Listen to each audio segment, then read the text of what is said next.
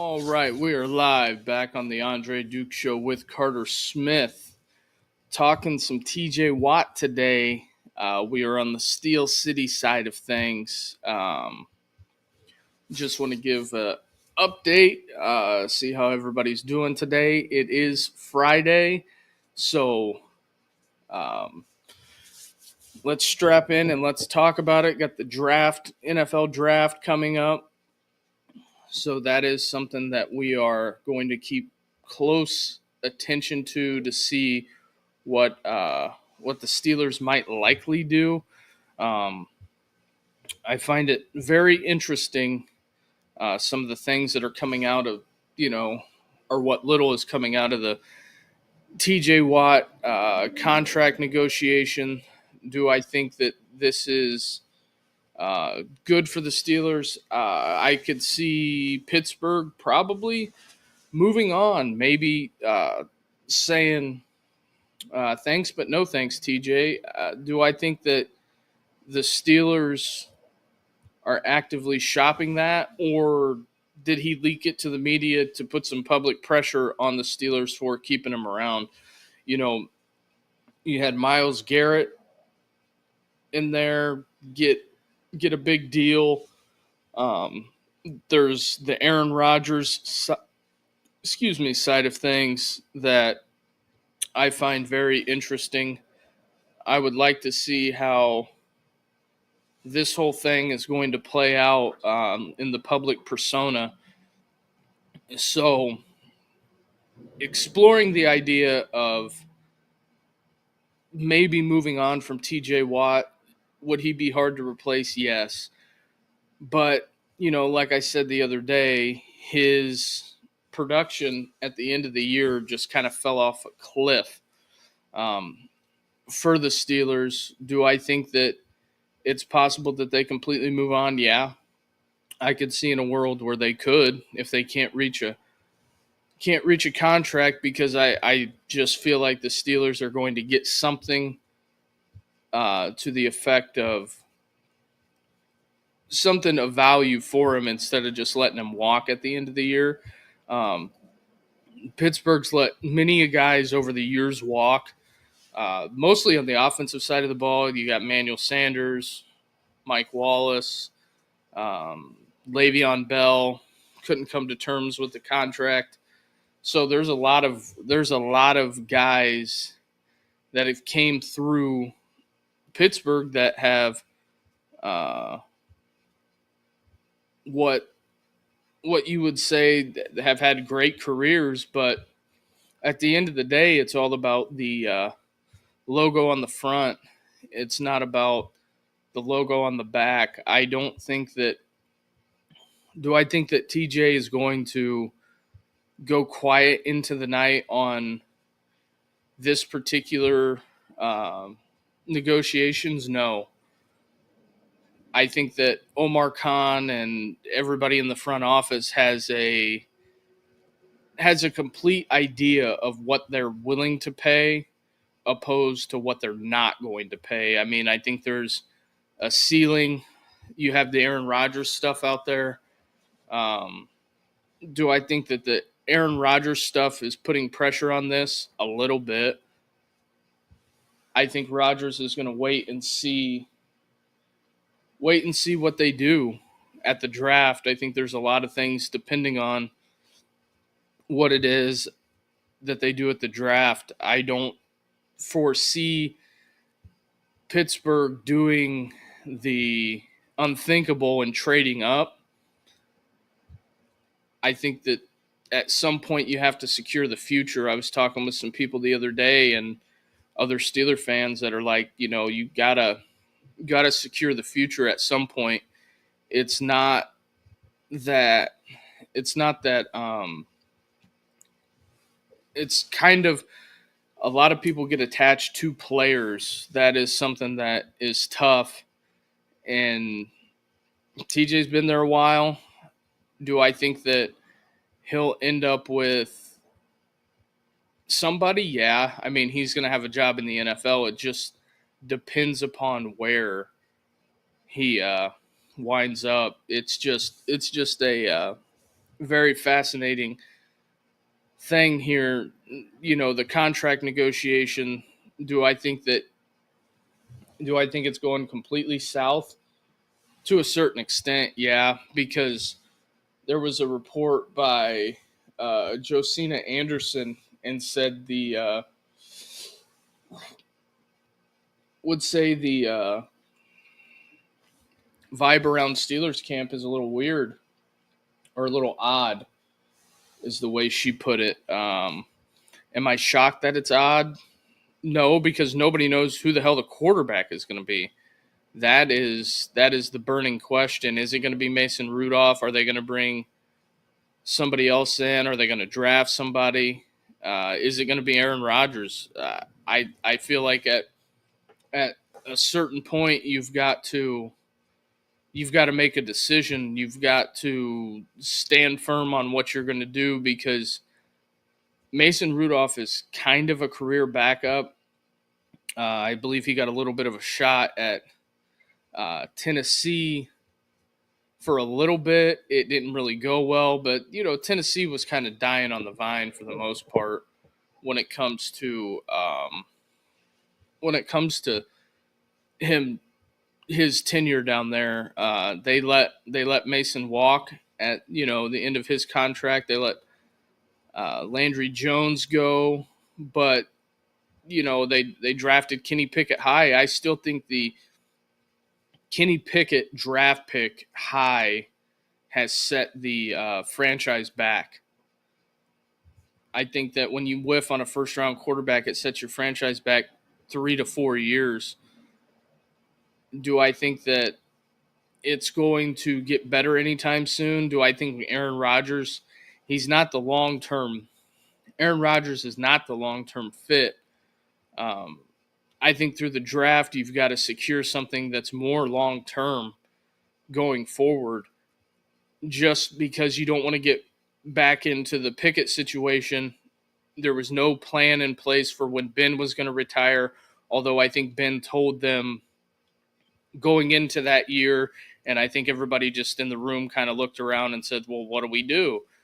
So, they had a mediocre year, drafted Kenny Pickett, I believe in 22, the only first-round draft pick, and, he's pushing up on his third team now. I mean, he's in Cleveland. Cleveland's got Deshaun Watson, Kenny Pickett, and Joe Flacco now. As a little bit ago, Joe Flacco re-signs in Cleveland. So I think that at some certain point, you've got to look at this and say, hey, we've got to evaluate this quarterback situation and get it going, because if you're TJ Watt, the sand in the hourglass is ticking away, just for the simple fact of they're at some point. I don't know what the Steelers, I hate the word rebuild, but I think they have a ton of pieces on defense. They have got in there and actively pursued, like they signed Patrick Queen last year. They've drafted well on the defensive side of the ball. Offense has been a little lackluster. You got to see what George Pickens can do. They went out and get DK Metcalf. So for me, it kind of leads to all roads to Aaron Rodgers. But I think if they draft a quarterback, I don't think Rodgers is going to sign in Pittsburgh. That's just my opinion. And do I think that, drafting a quarterback and getting Rodgers, that is best case scenario, and hanging on to TJ Watt, those are all best case scenarios.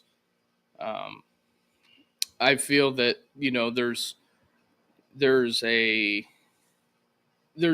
world where the Steelers don't get Aaron Rodgers, don't re-sign TJ Watt, and then don't draft a quarterback. And I feel like at that point, you're literally right back. You might as well have never gotten rid of Kenny Pickett or kept Justin Fields at some point. It's to the point where you have to do something to secure the future. And I know I'm probably going to sound like a broken record on this, but there's got to be some some form of everybody being on the same page. At Tomlin's little at the owners' meetings where they had the luncheon where everybody was gathered around and talking to Rodgers about or not Rodgers, but Tomlin about the Aaron Rodgers thing. It sounds like all things are productive. Conversations are productive, but no pen to paper yet. So I think that, if you have the opportunity to draft Jackson Dart or maybe a Will Howard, it gives you something to fall back on because, Aaron's in his 40s and, one bad sack could end the entire season. You got to have something other than Mason Rudolph back there.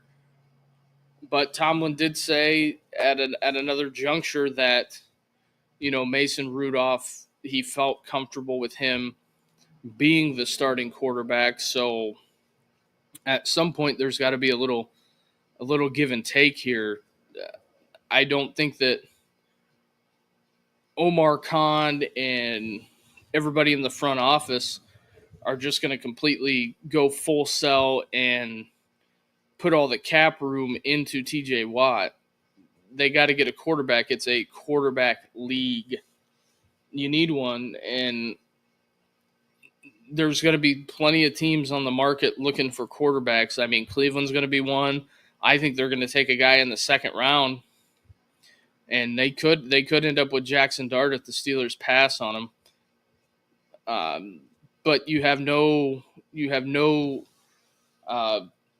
signature out of Rodgers to where he's signed on and is coming to the Steelers. So as of right now, outside of Mason Rudolph, you have no quarterback. It just, I can even pull up the depth chart, and it's outside of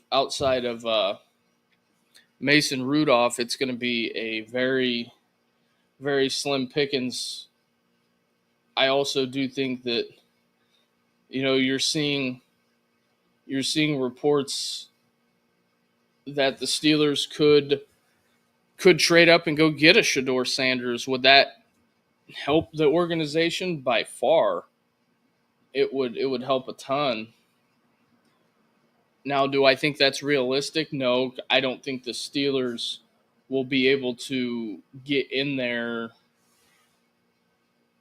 So as of right now, on what ESPN is showing, they've got Mason Rudolph and Skylar Thompson. That's what you're walking into the season with.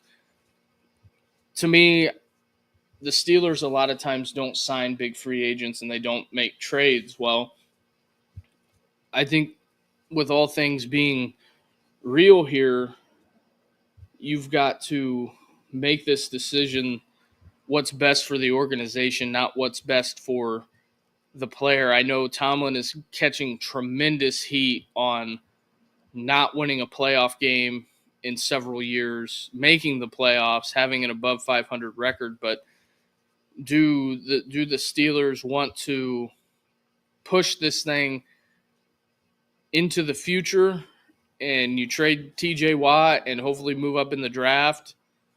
I would have a big red flag if TJ Watt is not signed by draft day.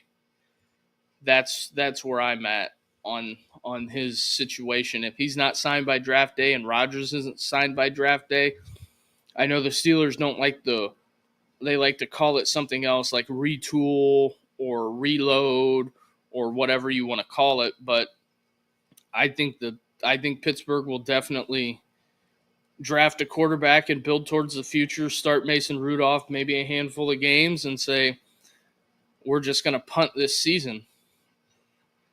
Now, do I think Tomlin can survive that? Yeah, I think he can. It's just the simple fact of the Rooneys have to give him the time to go ahead and do that. I don't necessarily think that Mason is somebody that's going to win you a ton of games, but I don't think he's going to 100% lose you a ton of games either. I think, with the outside weapons that they have and um, Pickens and DK Metcalf, those are huge additions to the team. And, Calvin Austin, I'll be interested to see what Roman Wilson does. Going into this year, we didn't see him at all last year. Do I think that it will be something that they could rectify? Yeah, but it just depends upon what the Steelers want to do. Do you want to go all in with Aaron Rodgers and try to do what the Jets did and go full sale mode and completely sell for Rodgers?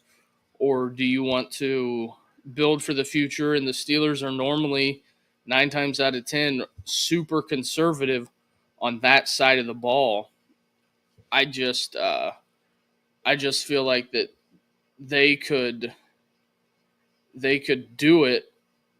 It's just all about how they want to go about it.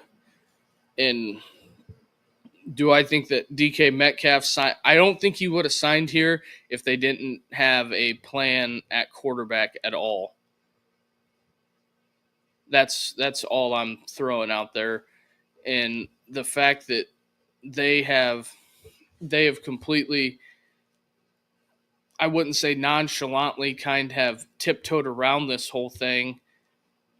I don't think it's to the point to where it's going to completely fall off the ends of the earth per se. I think that at some point the Steelers have to get it together. I think that a lot of times they try to put things in perspective and build towards the future. It's not something where you want to be at this point in time. I don't think that it's super conducive for the team going forward to have a full sale, rebuild. And it's something that they would like to do, but I just try to think that at some point they will possibly get it together on whatever step they're on. Sorry about that. I had to fix some things, but I think the trajectory is going good. Do I think it's going to be the end of the world if they don't get Aaron Rodgers? No. But I think you have to, if you don't get Aaron Rodgers, you have to try to somehow recoup whatever you're doing. I don't think Aaron Rodgers is the be all end all. Does he give you the best chance to win right away? Yes, 100% he does. I think that it's to the point to where they need to figure out what they're doing for the future, and I don't think it's the be all end all. And with the way things are trending, I would say personally, I think they're going to draft a quarterback and tell Aaron Rodgers to kick rocks. That's where I think they're at personally. Because if, Cam Hayward came out and said, you either want to be a Pittsburgh Steeler or you don't, I don't think that is sugarcoating anything. I don't think it's hiding behind anything. It's like, hey, man, we have a good defense, and that's what it is. Now, potential landing spots for TJ Watt, it depends on what they do with him. One more year on the deal. I don't think you want to let this Watt thing linger into the season. You have to make that trade, make that adjustment early so the guys in the room are who you're rolling with, or try to even replace that in the draft, and I don't know how you do that. I don't think replacing TJ Watt in the draft is going to be easy. That's pretty much where we're at on it. Um, the could I see the Steelers reaching and going offensive lineman? I don't think so. I think it's possible corner, maybe defensive back, something of that. Somebody to put on the other side of Joey Porter Jr. I think that's something that they could look at. But, we're right here at the 20-minute mark. Pound that like and subscribe button. If you're over here on TikTok, come on over to the Andre Duke Show with Carter Smith. We got 2 separate shows going live on TikTok as well. I'm interested to hear from what the fans got to say out there. So if you have any questions, throw them in the chat. Always open to answering questions. So if you got anything that you want to kind of steer the show with, let me know. But hit that like and subscribe button and help us blow this thing up. So that's where we're at. But in some other news around the NFL, Flacco signs with the Browns. I don't know what that is going to entail. I mean, between him, Kenny Pickett, and I'm assuming now the Browns are going to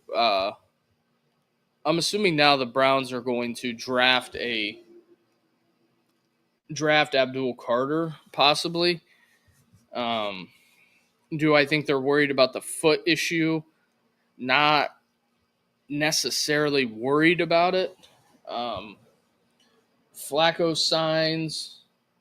Alan Lazard stays with the Jets after taking a pay cut.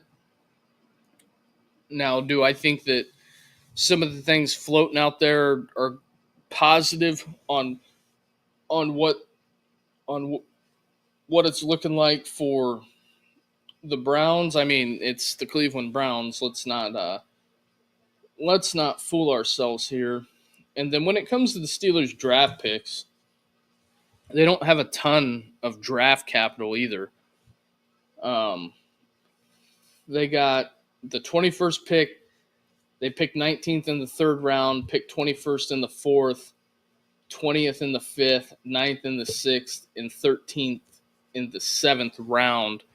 No second-round draft pick. Do I think that dangling TJ Watt out there for teams, there may be some team that will be like, hey, we want to come in and we'll take on the endeavor of trying to re-sign him, which I think if he goes somewhere he doesn't want to be, it's going to be tough to re-sign him. If the Steelers trade him, I don't think he would come back or even open the door to that. That kind of pretty much tells me everything they need to know. But looking at the Steelers passing last year, they were ranked 27th and 16th in points. So that was something that, the loss of Najee Harris, he only scored 6 touchdowns last year. Do I think that the Steelers are also going to be in the market for a running back? Absolutely, because they need a bell cow workhorse that can give you more production.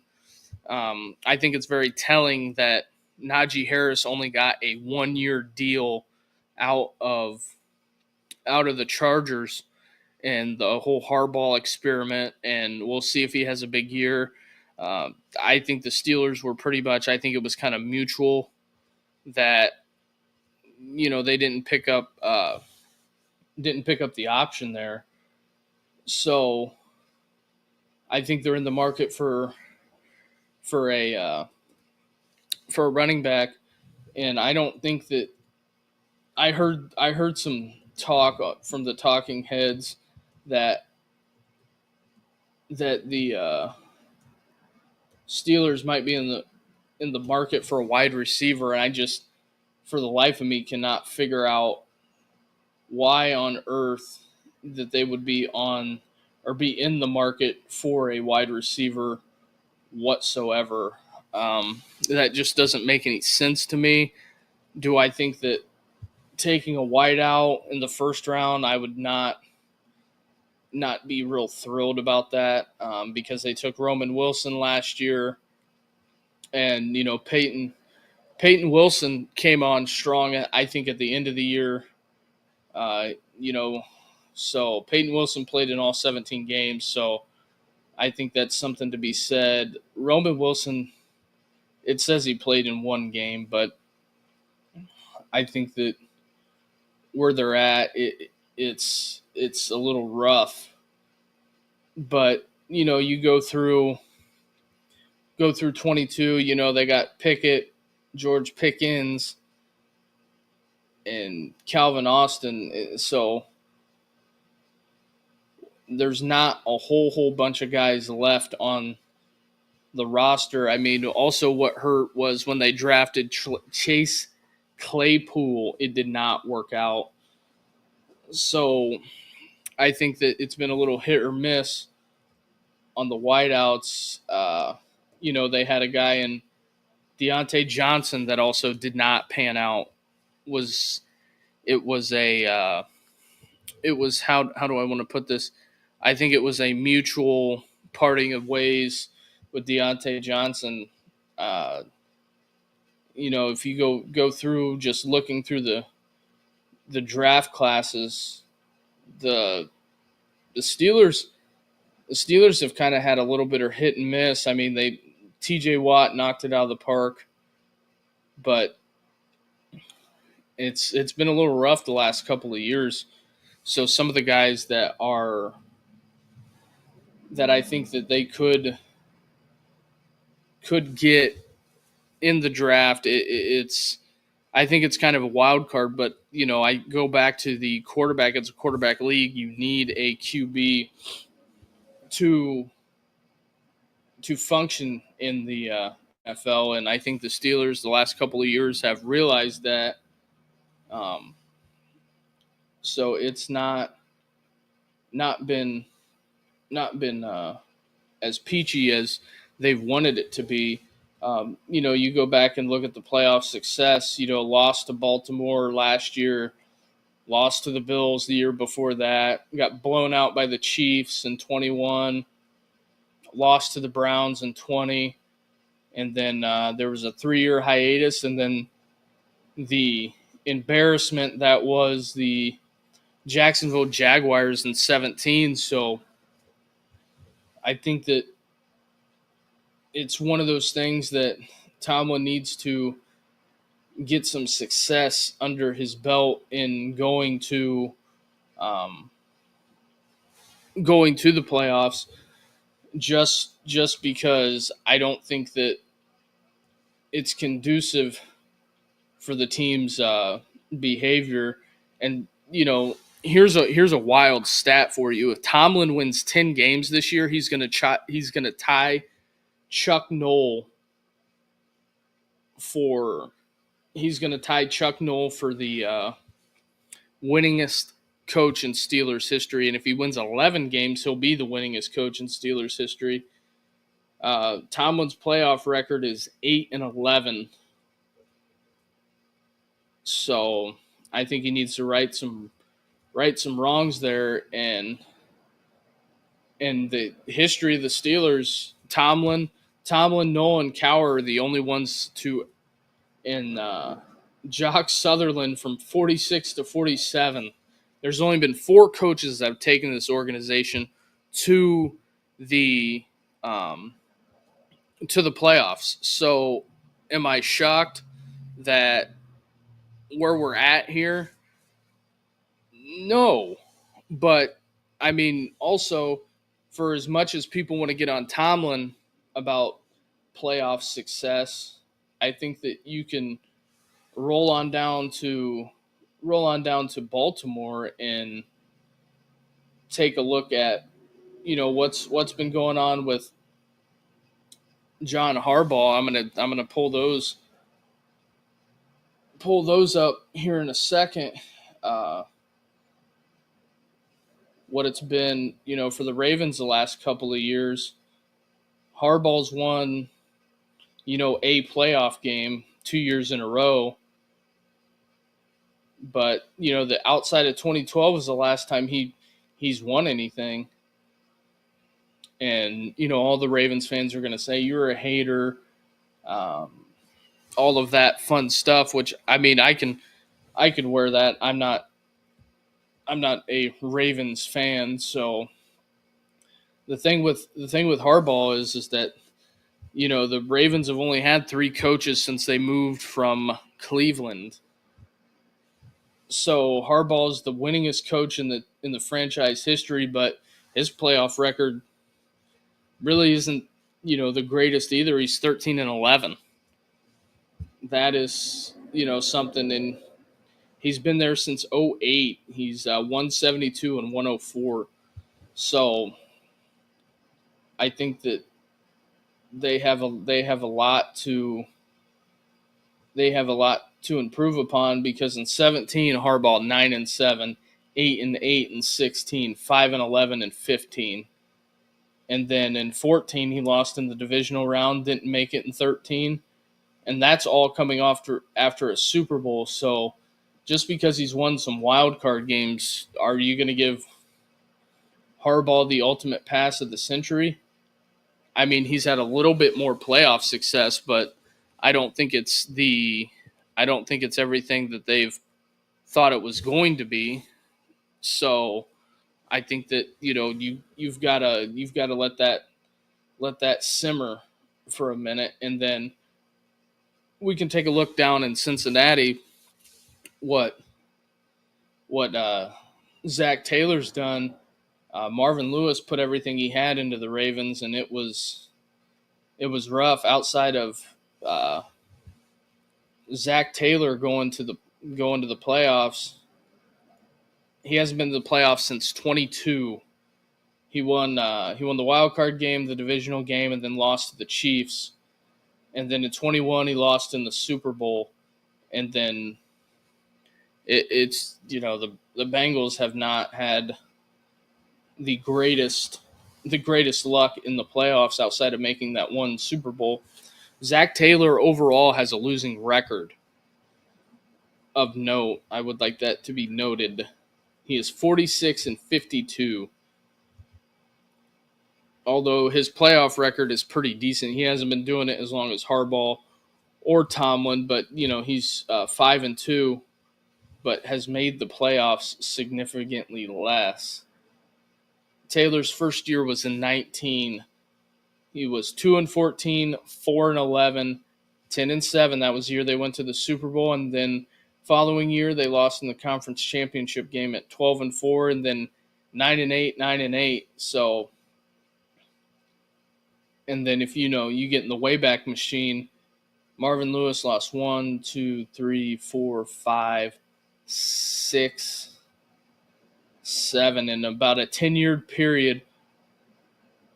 Marvin Lewis lost 8 wild card games. So, but I get it. The standard's different between Cincinnati and Pittsburgh. And then we'll just take a stroll over to Cleveland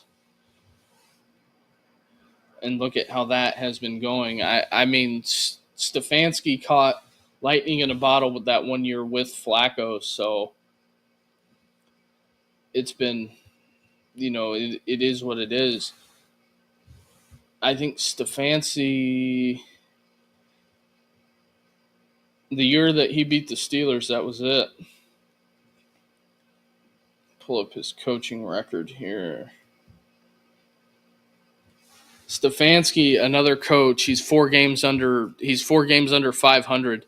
So, do I think that where we're at here is 100%, he's 1-2 in the playoffs, but he hasn't made it that far. Before Stefanski, they had the Freddie Kitchens experiment, the Greg Williams experiment, which Greg Williams went 5-3, which that's shocking.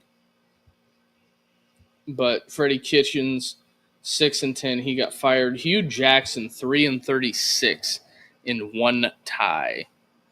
Very, very puzzling there. Pat Shurmur 9-23, Rob Chizinski 4-12. He only made it 1 year. Mangini got kind of 2 years. He ended up being 10-22. Rack was Romeo Cornell 24-40. Terry Robisky was the Browns' interim head coach. I mean, Butch Davis couldn't even win there. So we'll check out the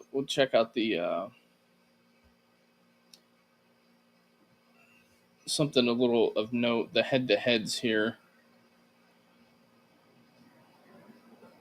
When it comes to the Steelers, the Browns are 63-80 when it comes to the Steelers. So I find this very fascinating. And the Browns have the most wins against everybody in the NFL. They have the most wins against the Steelers. But also they have the most wins, but they also have the most losses as well. But being division rivals. Against the Ravens all time, they are 15-37. The Bengals are 48-55, which I'm not really shocked by that. Cincinnati being their kind of best bet going forward, but I don't know how accurate these rosters are going to be, but I wanted to look up some stats here on Russ. Do I think that Russ was 214 for 336, 16 touchdowns, 5 picks? What are you going to do? I think that's as mediocre gets. Russ was very mediocre.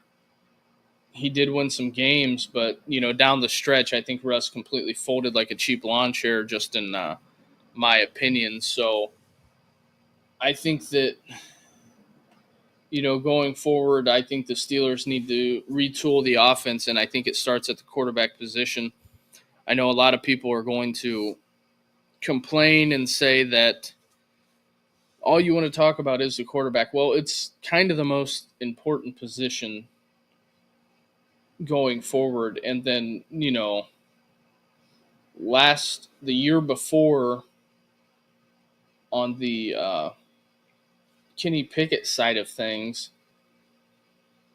he was 201 for 324 through 6 touchdowns.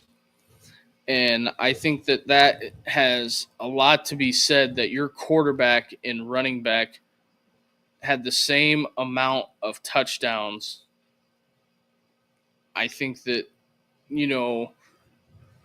moving forward, the Steelers really got to do something. I don't think that it's going to be – it just depends. I think a lot of fans want something that's overnight. Do I think it'll be completely overnight to where they can completely flip it around and get it together?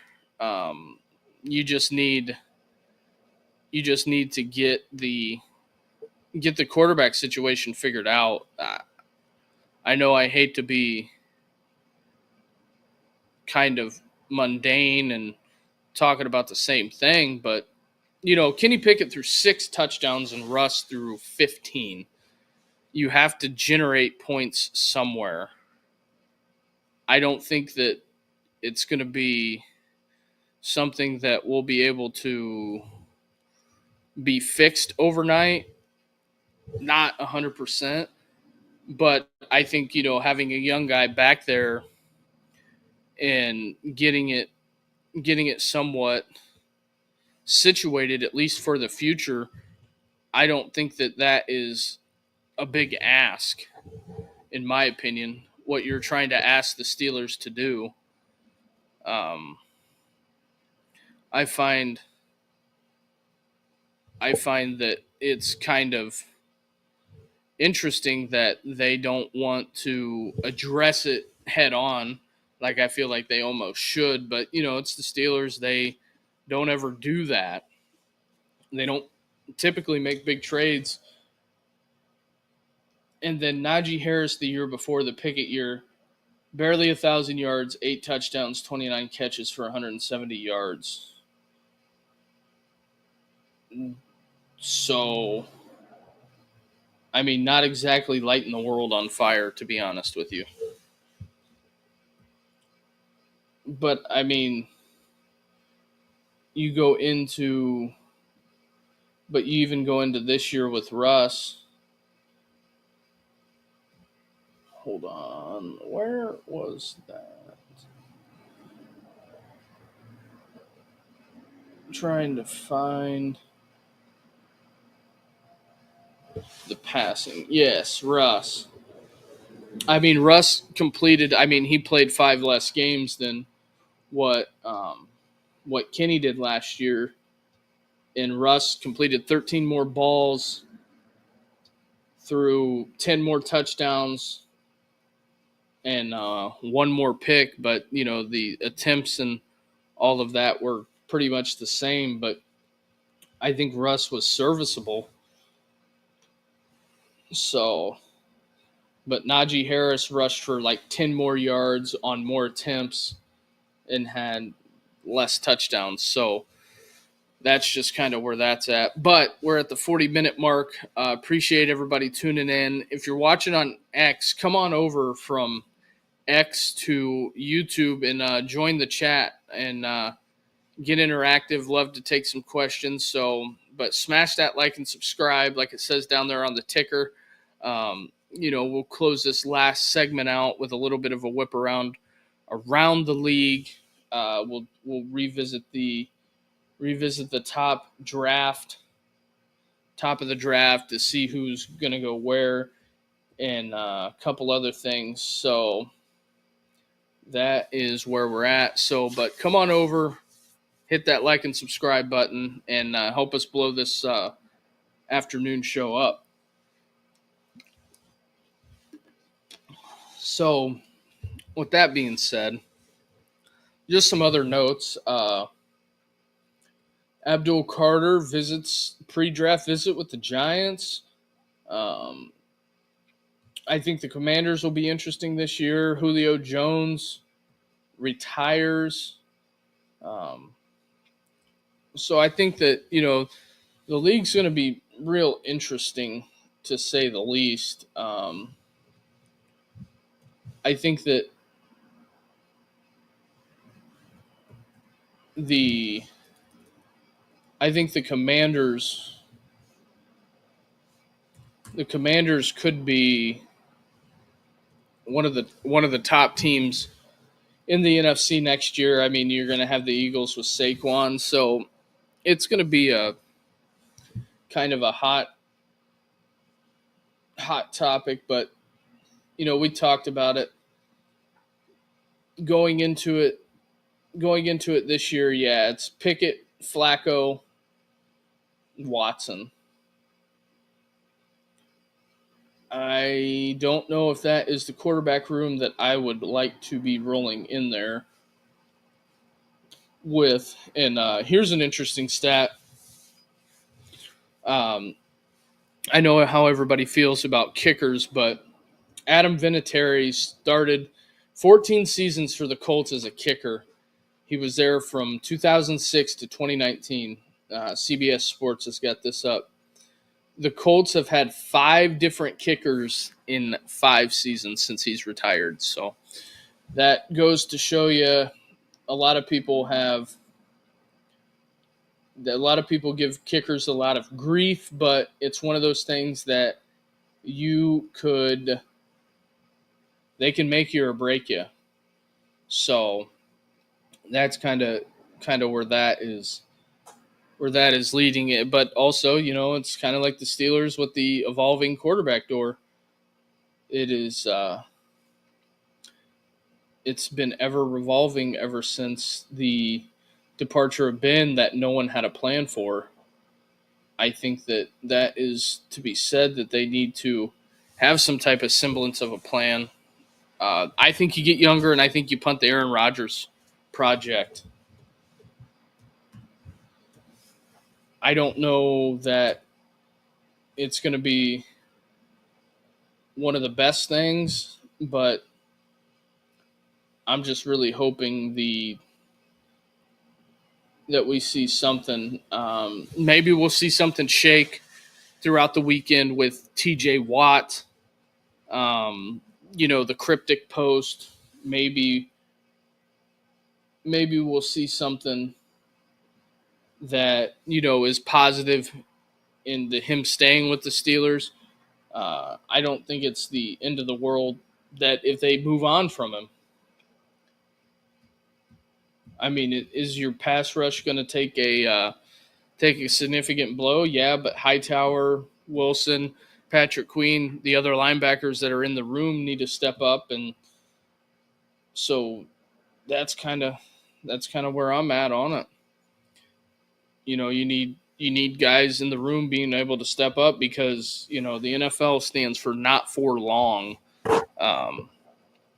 in my opinion. So I think that at some point they need to be getting this figured out, but it's just something that it's just like turning over the roster, rebuilding the team.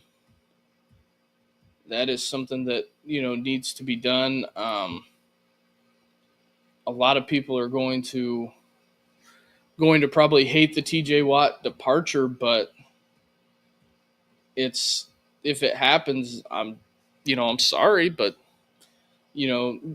things come to an end eventually, and his time came to an end. They parted ways with James Harrison at a certain juncture in time, so that's just what it is. And oh yeah, the draft. Got to get back to the draft. So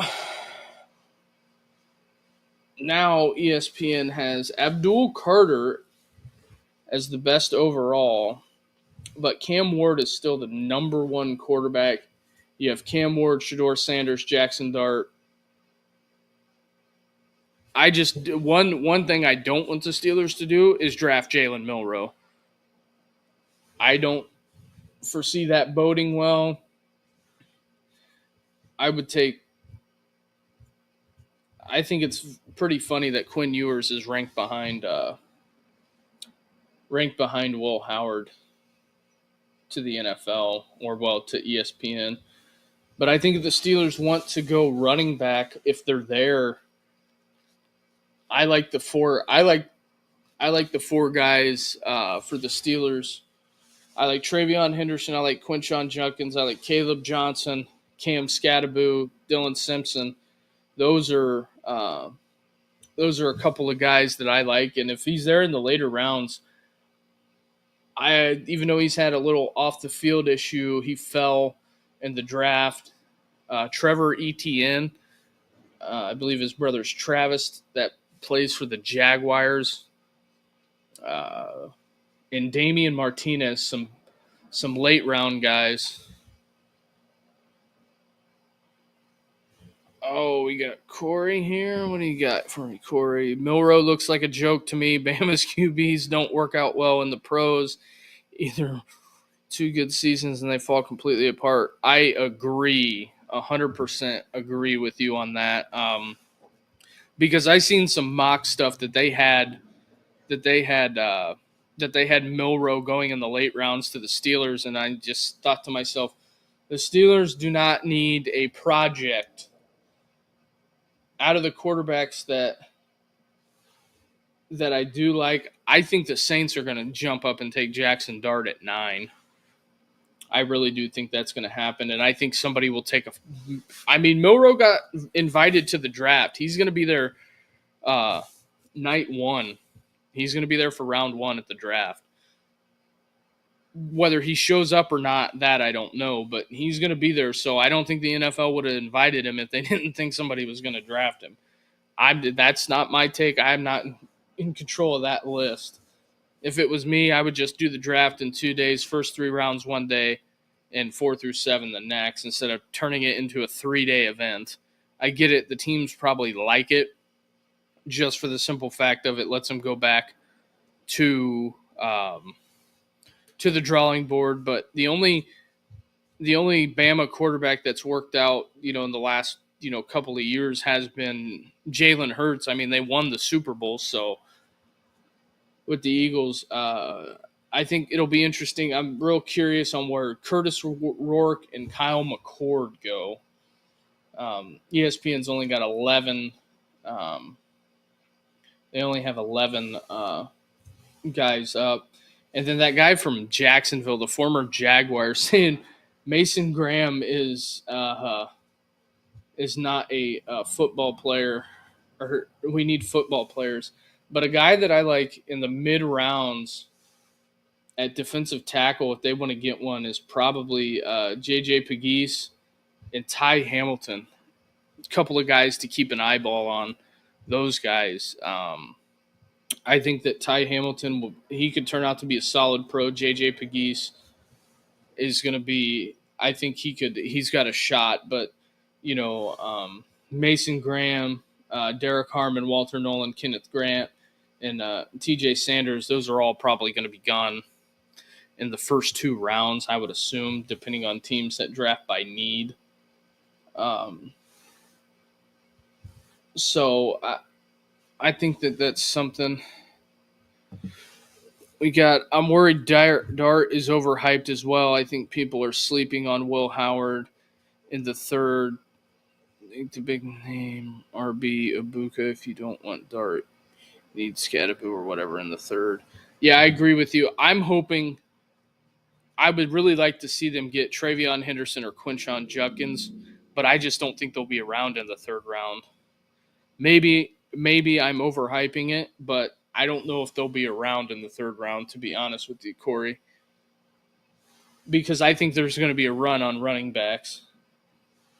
Because I think the first one off the board is going to be obviously Genty.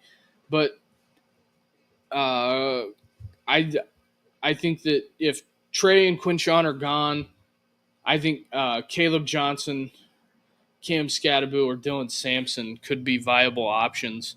Now, the Dart thing, I seen Zach Smith at Minnesota Sports break down Jackson Dart's tape.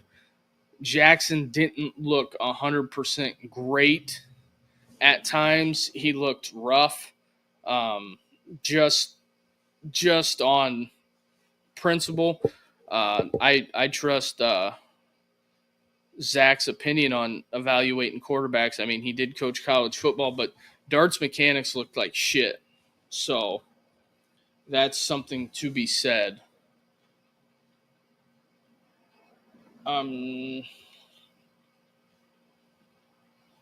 Looking here.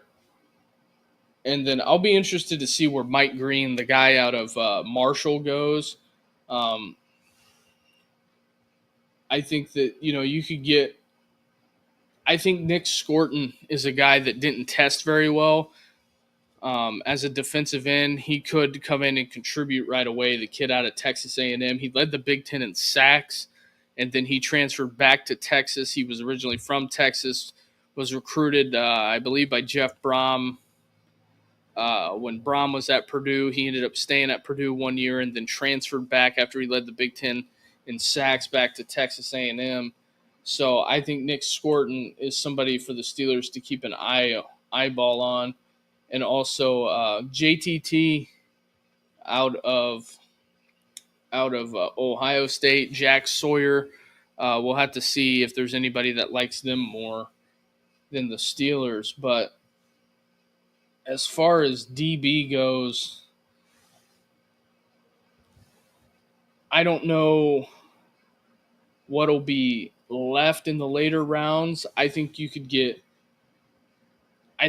probably pick up a Jason Marshall Jr. or maybe a Jordan Hancock in the 5th or 6th. But a guy that I would be high on is the kid out of Louisville, Quincy Riley. He's a little bit undersized, so I think that's why he'll fall. He's only 5'11". And then you have Denzel Burke, but Burke isn't as high. He had a couple of bad moments, but the Jordan Hancock kid is somebody that I think could be on the Steelers' radar. And then at safety, I wouldn't mind them taking a flyer on a kid like Lathan Ransom. Uh, put him back there with Mika, try to work him in somewhere. And the good old kid of fame that had the crash out, Malachi Moore. It'll be interesting to see where he goes in the draft, to be honest. And at linebacker, I don't know. I don't think there's anybody if they let Watt walk. I don't know if there's anybody in the draft that they could replace him with this year. Abdul Carter, but he's going to be gone in the first 3 picks. It's just one of those things. But those are some of the guys that I would like to see circled on the draft boards. But don't sleep on Tyleek or Ty Hamilton or J.J. Pegues, Nick Scorton. Those are some of the top defensive linemen that I like. And another kid, Howard Cross. I wouldn't be shocked, maybe seeing a Howard Cross sighting. I know I'm not trying to be super biased, but that is something. But I don't think that. I think if the Steelers went wide receiver, this is just if they went wide receiver in the first round, I think your realistic targets would probably be 3 guys: Emeka Egbuka, Trey Harris, or Luther Burton. I think Emeka is a bona fide guy, but you got to have him. You got to have somebody throw him the football. But Corey, I am. Will Howard is one of the guys that I kind of want to bang the table for, just for the simple fact of is I think he could come into Arthur Smith's offense and be productive, especially if you have if Will Howard slides at all. And you could run up and get a Emeka Egbuka in the first round, and maybe sign a Aaron Rodgers. But the thing with Will Howard is that he doesn't have the super outstanding arm talent. But I mean, he threw the deep ball well in college at the end of the year. But he led Kansas State to a Big 12 title, won a national championship this year. He's a 6'4" kid. So he's a big dude. He's got 2 inches and 10 pounds on Jackson Dart. So I think Will Howard looks the part.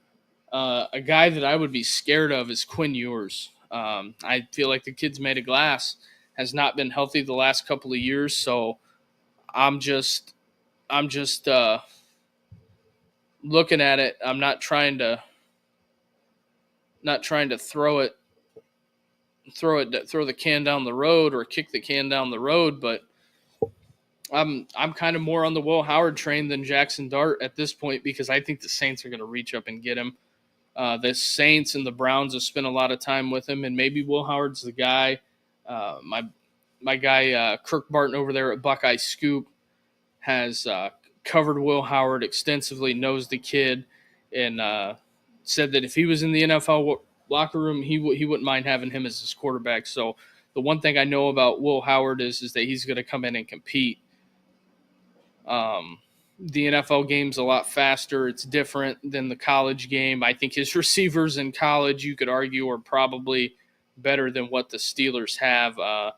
The 4 J.J. Smith, Jeremiah Smith, Geno Smith's cousin, that kid is probably, if he don't come out the same year as Arch Manning, I would be hard pressed to say that this kid is Megatron. I think he had 17 touchdowns as a freshman, even though they played a little bit of an extended season. But I'm just telling you, he's 6'4". The kid doesn't care about anything in the world except working and getting better. And Ohio State, I mean, that's one thing you can say about Ohio State is that they're going to put out some top echelon talent at the wide receiver position. But that's just something Corey here with another one.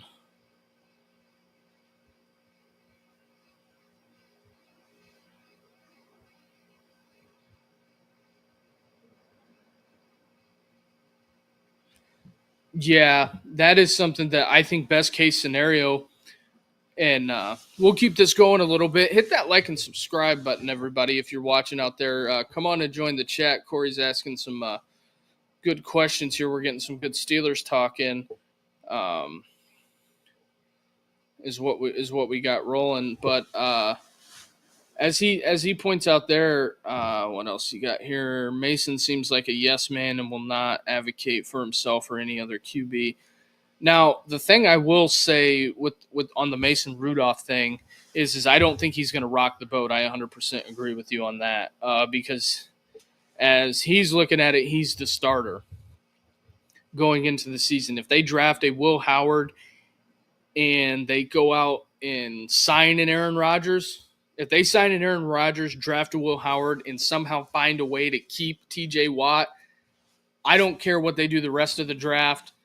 Maybe pick up one of those defensive linemen that I talked about, and I think they win the draft for their team. Because they get a young quarterback, they get a guy that helps them to win now, and somebody that can learn from Aaron Rodgers. I know a lot of people have a lot of opinions of Aaron Rodgers, but it just kind of, to me, that's something that would help the Steelers the best at that point is to get a QB of the future, to get a running back and maybe a defensive lineman, and keeping TJ, getting a quarterback, signing Aaron Rodgers. If all those things come true, the Steelers' future is looking bright. I wouldn't see why Aaron Rodgers would sign more than a 2-year deal. And I don't think it's a bad thing for having a QB sit. That guy, Patrick Mahomes, pretty good. You know, a lot of people have a lot of opinions about him, but I mean, the guy's he's almost got his hands full of Super Bowl rings. I'm not trying to make it a glaze session for Patrick Mahomes, but at some point, you've got to put yourself in that upper echelon of talent because, you know, you got Joe Burrow in Cincinnati, and, you know, they've solidified their offense. They paid T. Higgins and Jamar Chase. So Cincinnati's top heavy on offense. Defensively, if you can put together a team that